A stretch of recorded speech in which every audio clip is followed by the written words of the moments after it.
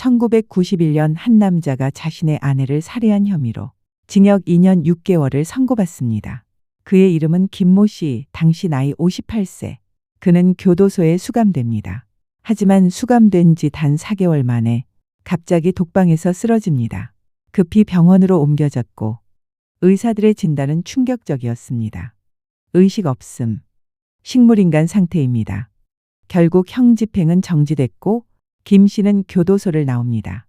사람들은 이렇게 말했습니다. 죄는 무겁지만 저 상태라면 살아있는 것 자체가 고통이다. 김 씨는 이후 천안의 조용한 주택가로 옮겨집니다. 작은 방 하나, 침대 하나, 그는 24시간을 그 위에서 보냅니다.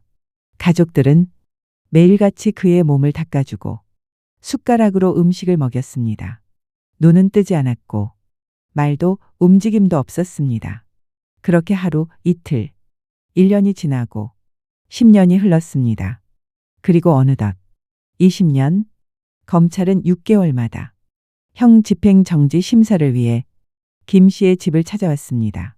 그때마다 김 씨는 늘 같은 모습이었습니다. 침대에 누운 채 눈을 꼭 감고 숨만 겨우 쉬는 듯한 모습. 의사가 동행하지 않는 규정 탓에 검찰은 멀찍이서 상태를 확인할 뿐 혹시라도 목숨에 문제가 생길까 몸에 직접 손을 대지도 못했습니다. 모든 사람은 믿었습니다.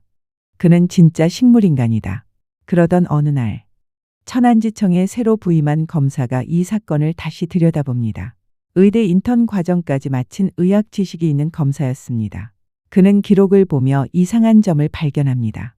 20년 동안 한 번도 욕창 기록이 없다? 근육 위축 소견도 없다? 그리고 검찰의 현장 확인 날, 그 검사가 직접 김 씨 앞에 섭니다. 침대 위에 김 씨는 늘 그렇듯 미동도 없습니다. 눈은 굳게 감긴 채 아무 반응도 없습니다. 하지만 검사는 그의 손과 다리를 오래도록 유심히 바라봅니다.